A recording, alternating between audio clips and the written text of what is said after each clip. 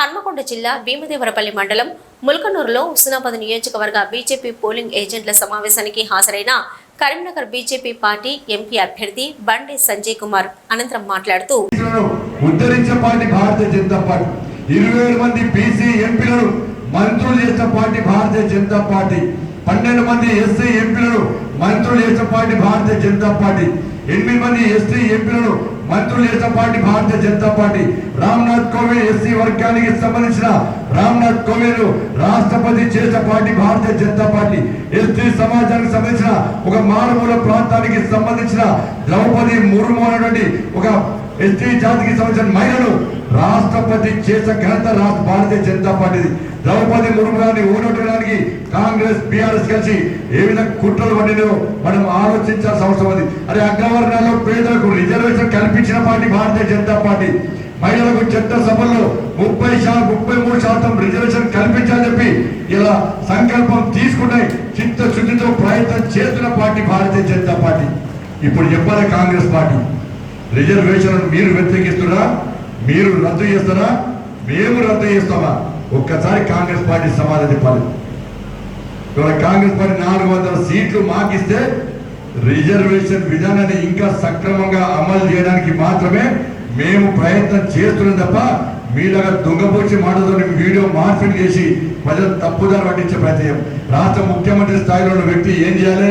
ప్రజల లోపల అయోమయం సృష్టించదు, ఒక భయానక వాతావరణం సృష్టించదు. ఇలా పేద ప్రజలందరూ కూడా కాంగ్రెస్ పార్టీ చెప్పే అబద్ధం మాటలతోని టెన్షన్ వాతావరణంలో పేదలు బతికే పరిస్థితి తెలంగాణ రాష్ట్రంలో వచ్చింది. ఇలా సాక్షాత్తు రాష్ట్ర దేశ ప్రధాని నరేంద్ర మోడీ గారు చెప్పారు, నా కంఠంలో ప్రాణం నేను బతుకున్న రోజు రిజర్వేషన్ రద్దు చేసే ప్రసక్తే లేదని చెప్పి దేశ ప్రధాని చెప్పినప్పుడు కూడా ఇలా కాంగ్రెస్ పార్టీ ఇంకా అదే విధంగా మాట్లాడుతున్న ఒక్కసారి వచ్చారు. నేను హైదరాబాద్ చూడండి, ఇలా కాంగ్రెస్ పార్టీ నాయకుడు మోడీ గారి అమిత్ షా గారి మీద ఏ విధంగా అసభ్యమైన పదజాలంతో మాట్లాడుతున్న ఒక్కసారి చూడండి. వాళ్ళు రాముని ఏ విధంగా కించపడుతున్నారో ఒక్కసారి చూడండి.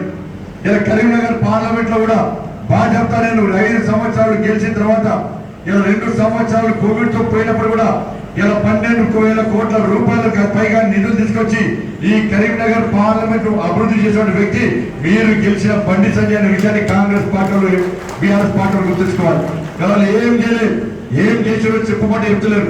ఇలా మనం ఏం చేస్తామో బుక్లెట్లు కొట్టించి కరపత్రాలు కొట్టించి ఇంటింటికి పంచే ధైర్యం చేస్తున్నామంటే అన్ని చేస్తాం. కాబట్టి ఇలా ఈ సిఆర్ఎఫ్ ఫండ్స్ తీసుకొచ్చింది మనం, గ్రామీణ సడక్ యోజన పైసలు తీసుకొచ్చి ఎక్కువ నిధులు తీసుకొచ్చింది మనం, ఇలా హైవే రోడ్లు తీసుకొచ్చింది మనం, ఇలా అన్ని చేసింది మనం. ఇలా మనమే కాదు, బీఆర్ఎస్ పార్టీ సర్పంచులు కానీ కాంగ్రెస్ పార్టీ సర్పంచులు కూడా ఇలా ప్రచారం చేస్తున్నారు. వాళ్ళు చాలా మంది సర్పంచులు భారతీయ జనతా పార్టీలో చేరారంటే అన్నా మేము నరేంద్ర మోడీ గారు ఇచ్చిన నిధుల వల్ల ఇంతో అంతో తలెత్తుకొని తిరిగినాం, ఇవాళ మేము గల్లె వేసుకొని ఇంతో అంతో తిరుగుతున్నాం అంటే నరేంద్ర మోడీ గారు మా గ్రామ పంచాయతీలకు నిధులు ఇచ్చింది కాబట్టి మా పరిస్థితి. కానీ బీఆర్ఎస్ పార్టీ ఒక్క పైసా ఇవ్వకపోవడం వల్ల వాళ్ళని నమ్మి మేము అభివృద్ధి పనులు చేస్తే ఇవాళ మా బతుకులు బర్బాద్ అని నరేంద్ర మోడీ గారి ప్రభుత్వం మీద ఒక్క అవినీతి ఆరోపణ లేదు. ఇలా ప్రపంచమే ది బాస్ గా గుర్తించినటువంటి మహనీయుడు నరేంద్ర మోడీ. ఇలా మన అభ్యర్థి నరేంద్ర మోడీ గారు, మన ప్రధానమంత్రి అభ్యర్థి నరేంద్ర మోడీ గారు. నరేంద్ర మోడీ గారిని చూసి ఓటేమంటున్నాం.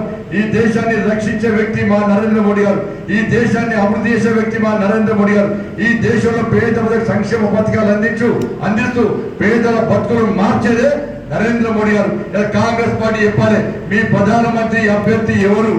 ఇలా దేశ ప్రధాని అభ్యర్థిని నిర్ణయించే ఎన్నికల్లో కాంగ్రెస్ పార్టీకి ప్రధానమంత్రి అభ్యర్థి కరవేడు. కాంగ్రెస్ పార్టీలో దేశాన్ని రక్షించే నాయకుడు లేడు, అందుకే ప్రధానమంత్రి అభ్యర్థి కరవేడు. కాంగ్రెస్ పార్టీలో దేశాన్ని అభివృద్ధి చేసే నాయకుడు కరవేడు, అందుకే ప్రధానమంత్రి అభ్యర్థి లేడు. కాంగ్రెస్ పార్టీలో పేదల సంక్షేమం గురించి ఆలోచించే నాయకుడు లేడు, అందుకే కాంగ్రెస్ పార్టీకి ప్రధానమంత్రి అభ్యర్థి లేడు. ఇలా మా ప్రధానమంత్రి నరేంద్ర మోడీ గారు మా ప్రధానమంత్రి అభ్యర్థి. కాంగ్రెస్ పార్టీ ప్రధానమంత్రి అభ్యర్థి లేకుండా ఎన్నికల్లో గెలిచి ఏ విధంగా దేశాన్ని వెళ్తుందో ఒక్కసారి ఆలోచించాల్సిన అవసరం ఉంది. అందుకే సోదరులు ఇవన్నీ విషయాలు మనం ఇంటింటికి వివరించాల్సిన అవసరం ఉంది. ఇలా ప్రజలందరూ ఆల్రెడీ నిర్ణయించుకున్నారు. ఇవాళ రాముని పేరు చెప్పుకొని వాళ్ళు వస్తున్నారు, రాముని హేళన వేసుకుంటూ వాళ్ళు వస్తున్నారు. ఆరోగ్యాన్ని చర్చ జరగాలి ఫస్ట్. ఇలా మేము ప్రమాణం చేస్తాం. చలో కాంగ్రెస్ పార్టీ నాయకులకు బీఆర్ఎస్ పార్టీ నాయకులకు నేను సవాల్ చేస్తున్నా, మేము ప్రమాణం చేస్తాం.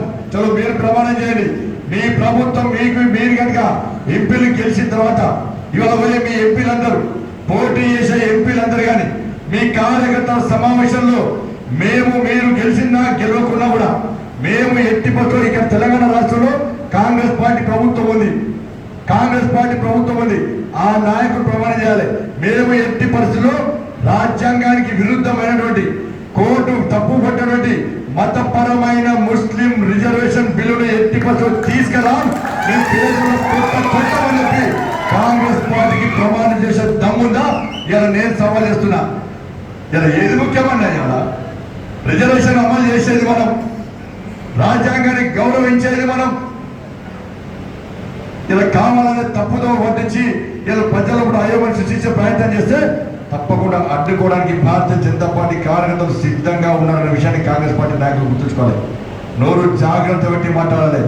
నరేంద్ర మోడీ గారిని తిట్టే విషయంలో, ఇలా భాష మాట్లాడే సందర్భంలో, అమిత్ షా గారి విషయంలో భాష మాట్లాడే సందర్భంలో మీ నాయకులను హద్దులో ఉంచుకోండి. నాయకులు నోరు జారి మాట్లాడితే ఇలా భారతీయ జనతా పార్టీ కార్యకర్తలు ఉరికిస్తారన్న విషయాన్ని కాంగ్రెస్ పార్టీ నాయకులు గుర్తుంచుకోవాలి. ఇంకా 6 రోజులది అందరు కష్టపడి పనిచేయాల్సిన అవసరం ఉండదు.